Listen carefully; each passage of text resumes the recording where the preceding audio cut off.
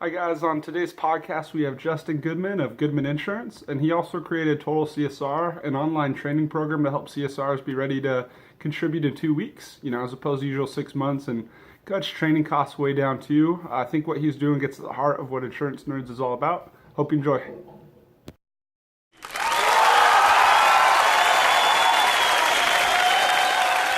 Hey guys, we're here today with Justin Goodman of Goodman Insurance, Nick Lamparelli of IThe Insurance, and just looking forward to talking about some, education in the insurance space, how we can improve it.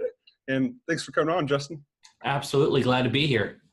Yeah, Justin was nice enough to get me a demo version. I definitely know that I need to know a lot more about insurance after hopping in there. It was pretty meaty and enjoyed taking a look at it. And then actually a friend came by my office yesterday who is an insurance instructor, and he checked out the program. He thought it was awesome. He may have used the expletive that I haven't used on this show yet to say how good it looked, That's nice. Yeah.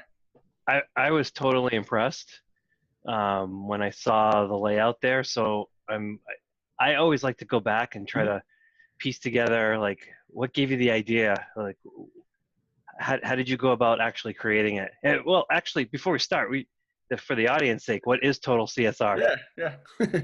All right. Well, Total CSR is a practical insurance onboarding solution. What we do, it's probably better to explain what we aren't.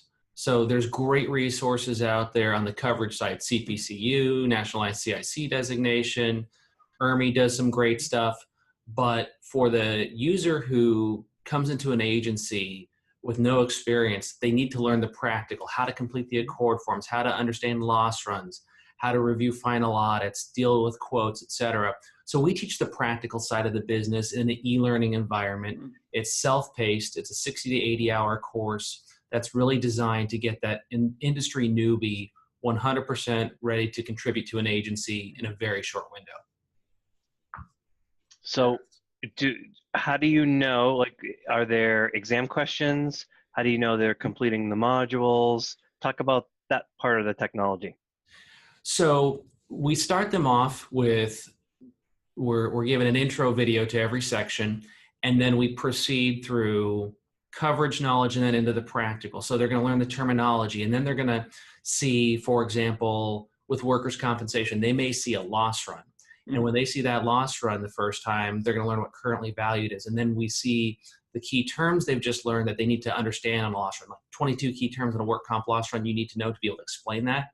So they learn those terms, and then we throw those terms on a physical loss run and they start getting familiarity. And then we have interactive quizzes with different formats on loss runs because we don't have standardization. So we progress through those, and then we go into accord forms. And they'll have scenarios where they have to complete an accord form, do it in real time, be graded in real time, fix their mistakes, and go forward. So we're trying to keep it interactive so that they really are getting an experience of practicing real world problem solving, but in a safe environment. It's pretty cool, actually. They'll give you like a fact finder, like a breakdown summary, and then you have to fill out the accord form, and you can't move on until you have it completed well enough. And I definitely hit submit a couple times and had to go back up and clean it up again and try again. But yeah, it's a really clean program. And then, I mean, that's my experience with learning is if you're not challenged on it in some way, I love the interactive part. If there's no ability for you to just read something and then try to apply it, you're going to read it and forget it. And that's of no value. Yeah, it's one of the things we found too is, so I've been battling ADD since I was a kid, and I always struggle to retain concepts. And one of the big components here is we have so many times in our industry where we teach towards a designation, if you will. And so there's cramming to pass these tests, and then we forget everything we just learned. And so a lot of our research we spent on how do we retain this information. It's one of the reasons why we have spaced repetition afterwards that they have to go through, so we can get this information from short-term memory to long-term memory. So not only are they applying it, but we want them to apply it at regular intervals over a spaced period.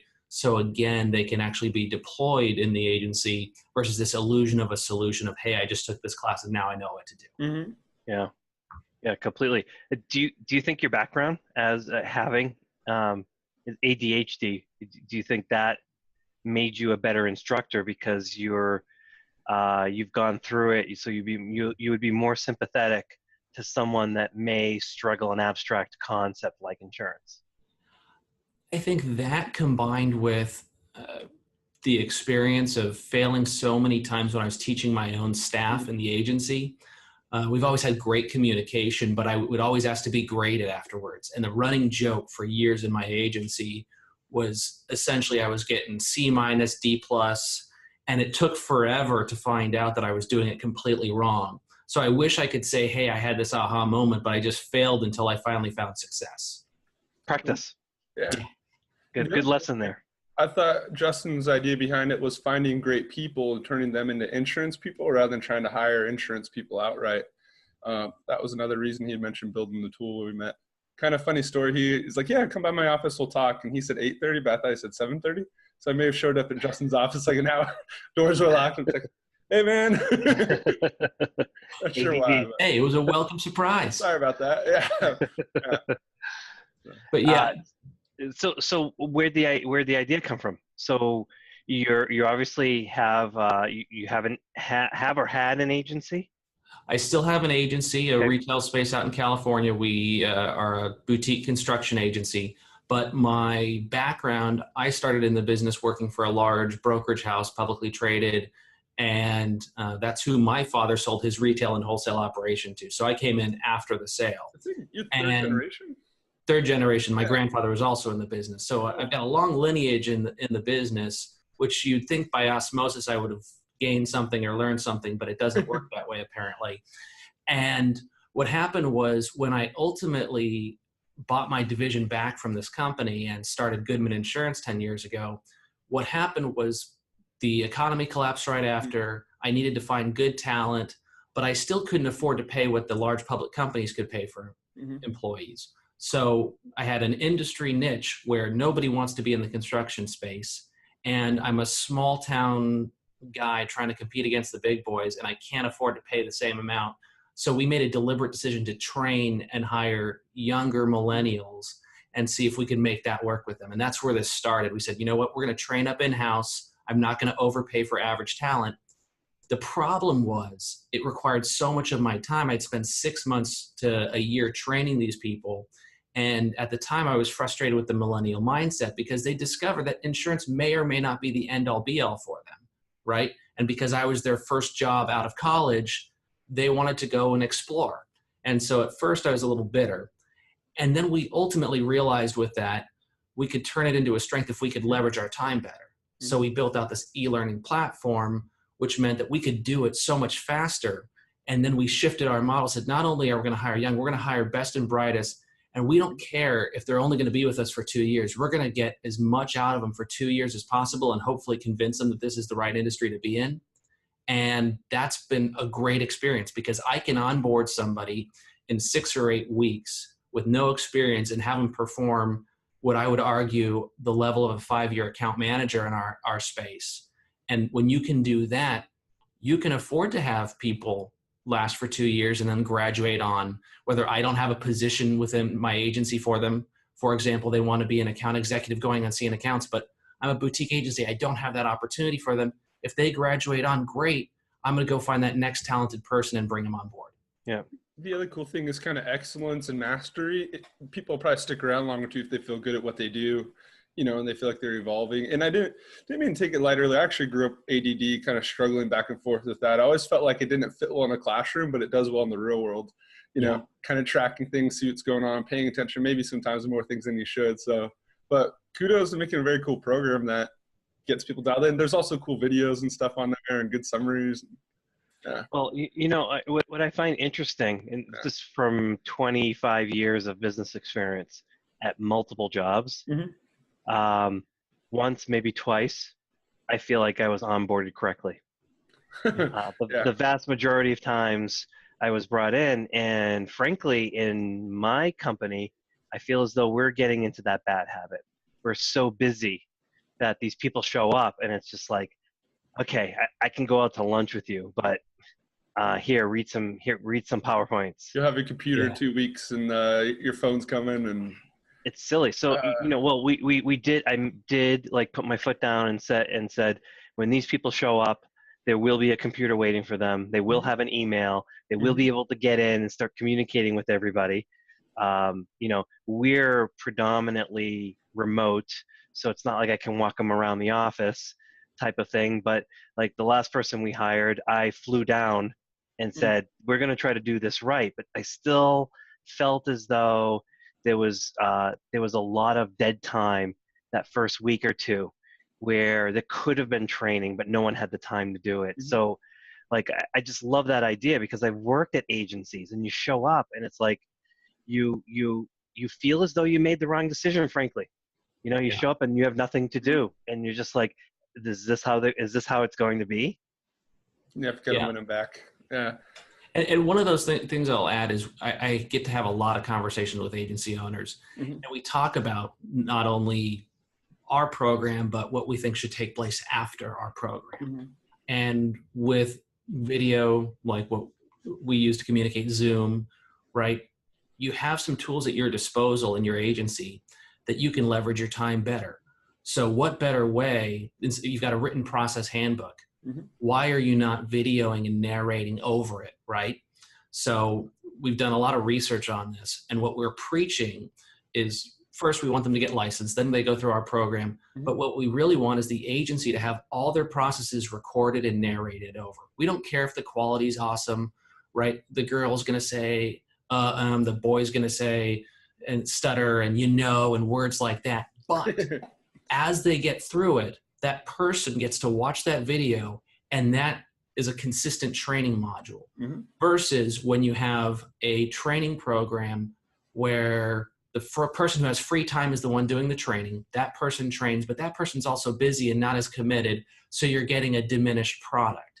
So it gets watered down, and then it becomes the third generation person who's been taught it's not as good of a product. So they can go and over a 1 month period, record all their processes while they're doing their regular work. And now you have something that someone can go and watch after they've completed a program like ours or whatever else they have in-house. But the other benefit is when you shadow someone for the first time, you only retain about 15% of what you just shadow watched. The second time through, you're about 60% if you're pretty good. And that third time gets you to about 85%. So if you put your person through watching those processes or workflows twice before they sit behind a human and a live body, you're at 85%. And then to get that last 15%, they can just watch the video again. So you don't have that wasted time, and your employees in your office who are training are much more eager to help because they know they're doing it just once. I think too, you can get your top people recruited to build the program, but usually they're too busy to want to help anyways. It's not like you pull off your top talent to go train the newbie. Yeah. Sales is even funny and worse. My first day of copier sales, somebody was sick, so they handed me some business cards that he collected in a one-page script, and we're like, here you go. And they're like, go follow that guy. And then my office moving sales was like coffee twice with this one guy, and then they put me on the street like downtown LA, like, go find some moves. Just all right. Justin, what about we actually just crossed this kind of dilemma this past week where newish employee, we ask for a project, some stuff that we train them on, and the deliverable comes back to us before it goes to the client, and it like needs a lot of work. And so, we use it as a opportunity to reach back out and say, look at this picture. Do you really want this picture to go to a client? Like, does that really, would you call that a high quality picture? And, we go through that sort of exercise, but just, have you thought about, or do you have like just standard, this is how you should behave in business, or this is how like a deliverable, this is how you should think about doing a deliverable, or just like some more like the soft skills that are across the board, whether it's insurance or whatever, this is what an Excel spreadsheet should look like. Yeah, definitely. We've got our soft skills program we just launched with business writing. So what you find too is with the newer individuals, because of texting, because of social media, we aren't used to communicating in a business environment in a lot of ways. And so we have a whole business writing program that's focused on work within the agency space. And we're going to get as simple as how you're going to structure your emails. We go over how to write a risk narrative. We have them understand proper grammar. So we teach that. We teach difficult conversations. We teach phone etiquette. Wow. So we go through all of that as well. I Yeah, haven't that's leaned in on that fantastic. side. It looked good though. I checked out kind of just the roster, what was there. In a restaurant, it's kind of funny. And here with the random weird analogies that'll bring in. For the cooks, they'll have a picture what it should look like. They'll have the ingredients and the steps. So like on a plastic card in all parts of the kitchen. So even if it's a new cook, there's something to look at. Be like, okay, before I send it out, got to, it has to look like this. It's a little harder. But I mean, to me, that's, I don't know why it's taken this long in the history of the business world to just understand that new people coming in can't possibly know. Yeah. I've been VP status, stepping into 2 different roles, and it took me like 6 months to finally get comfortable. 6 months, because I step in and they're just like, yeah, can you work on this project? And then you sit down and you're like, well, what server is it on? Yeah. Where's the folder? Yeah. Who do I deliver it to? What can and can't I? And these are like Fortune 500 companies, like ridiculous. Just that they were just so ill prepared. Not to mention that people that are listening to this know that I, in those 2 roles, I showed up. One of them, it took days before I got a temporary laptop. So I had to use my personal computer. Painful. When I first got started. So I'm just sitting there and I still like VPN. Okay, what's my username and password? I'll try my email. Nope, that didn't work. Okay, who do I call? I don't know. And I'm just like getting all frustrated. Like I they just hired me. I don't want to be on day 1 or day 2. I want to contribute. I don't want to just be sitting around not doing anything, and I can't get out of my own way. I could barely get into the building. Well, and I can tell you why it hasn't happened on the retail side of the business. We have 30,000 agencies across the country, roughly. The average agency size is 5 to 7 employees. That's the average. For anyone to spend the dollar amount that we spent to create a program like this would be insanity. They would never recoup their investment.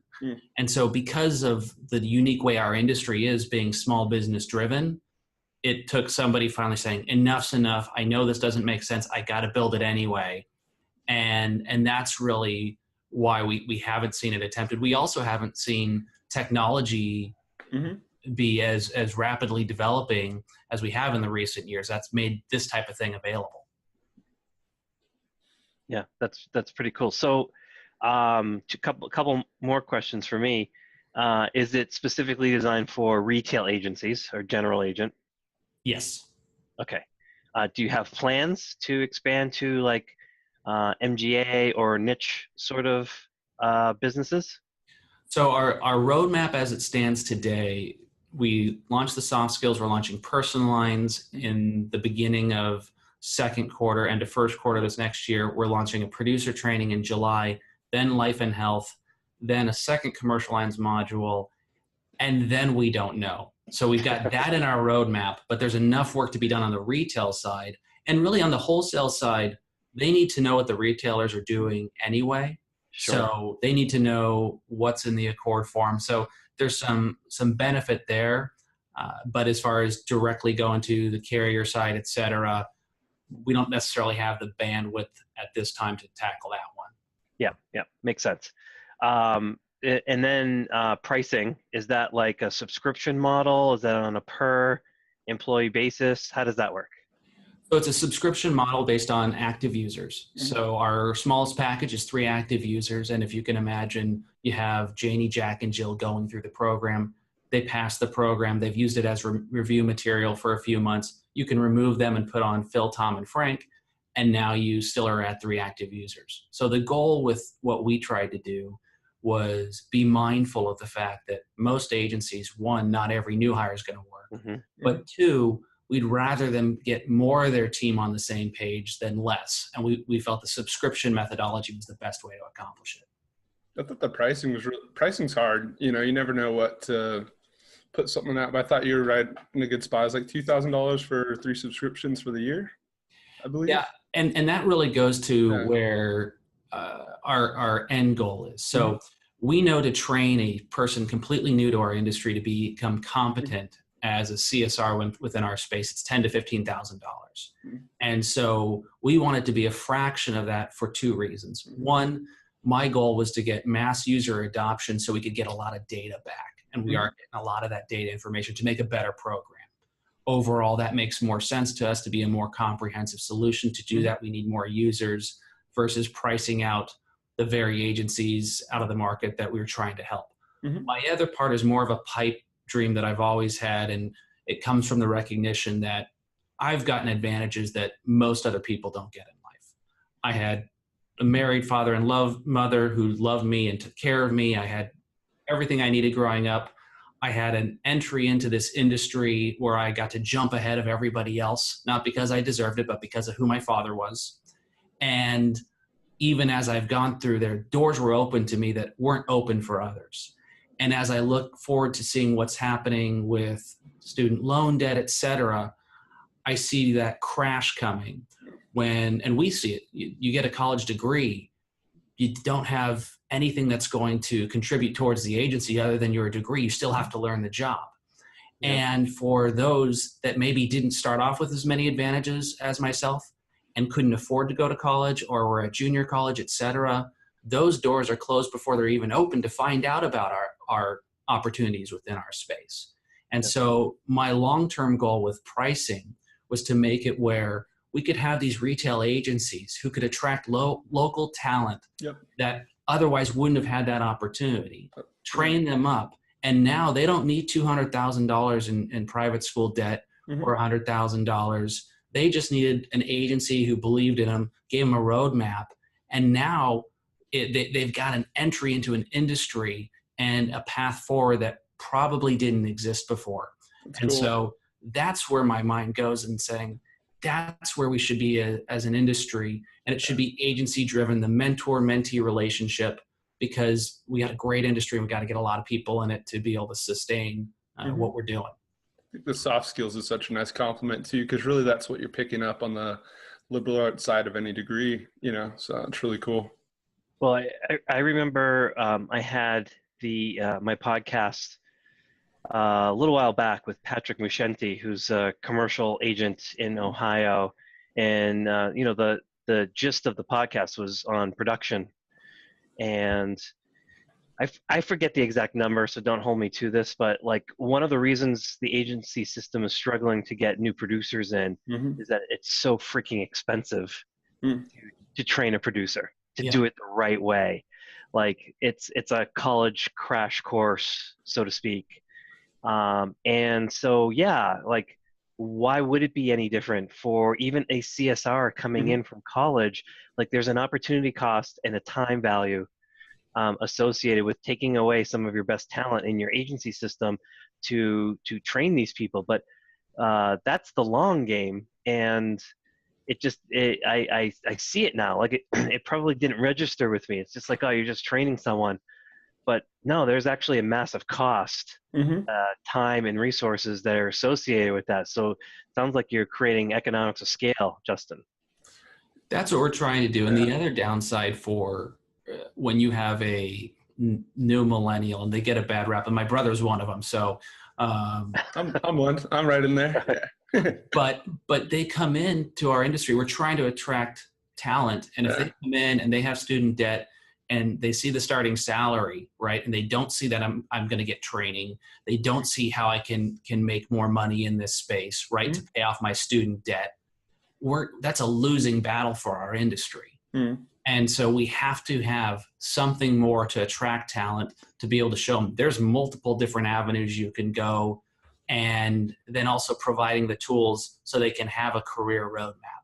And if we can convince them that, hey, you don't necessarily need that $50,000 a year private school to get that, then they might make a more educated choice and still come to our industry, and we'll be able to do a better job locally recruiting for talent. It's almost like a white collar trade at that point, in a good way. Yeah, definitely.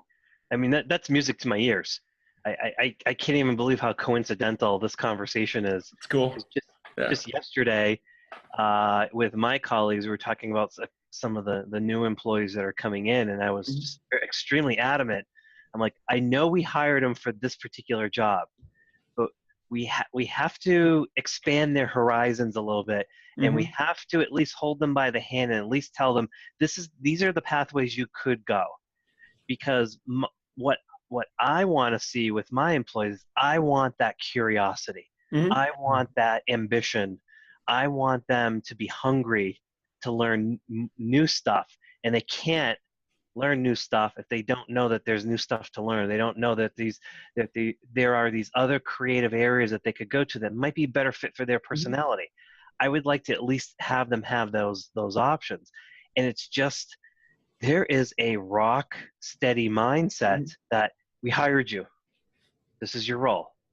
Right. And like that was the whole gist of my podcast, Profiles and Risk, was I wanted to shorten the that span where an insurance professional, to me, it took me 10 years before I was just like, I belong here.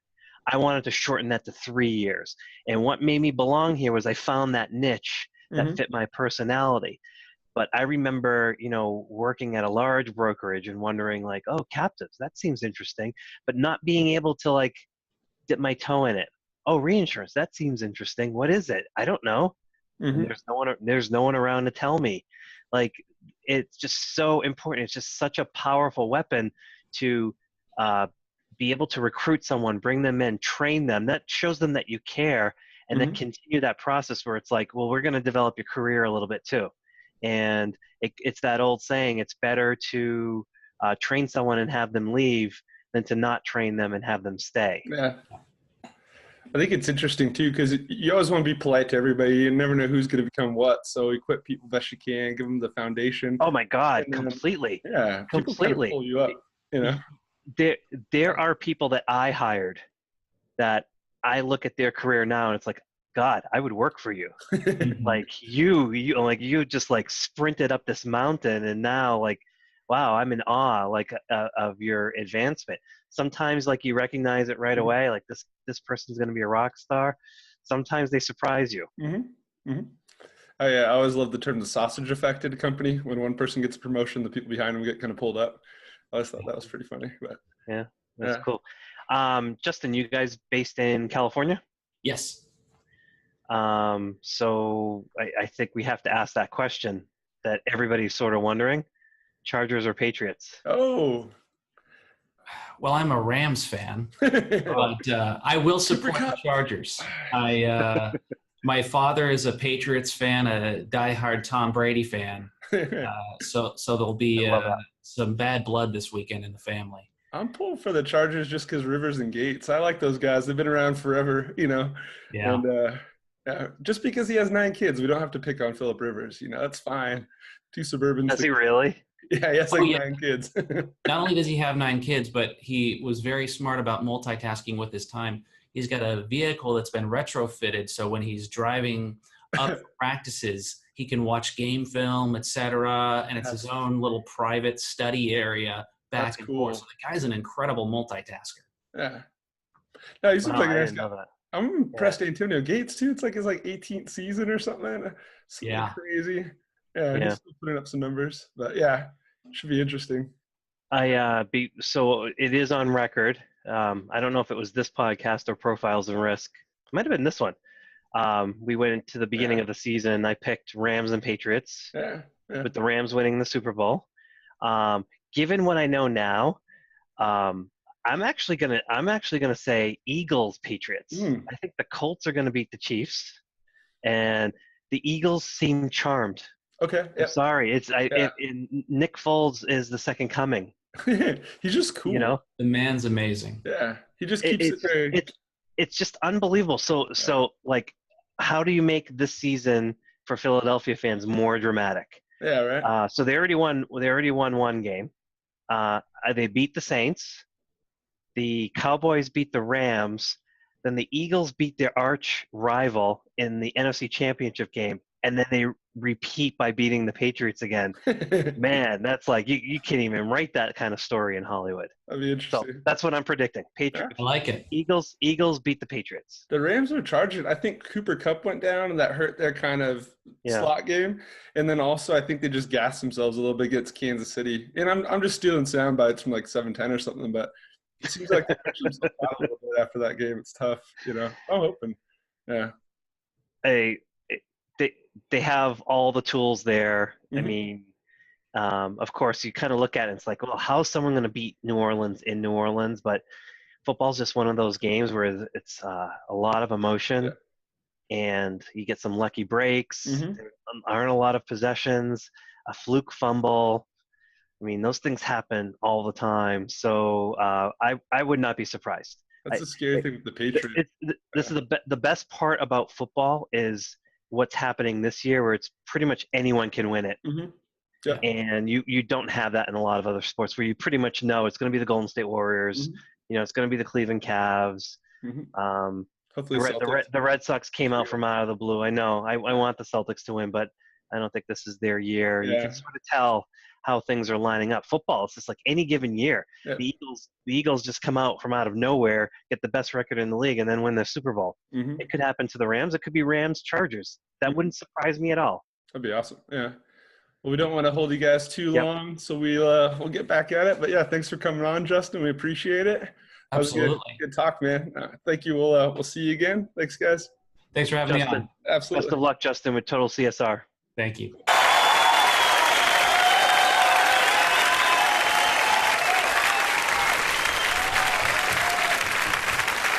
Good evening.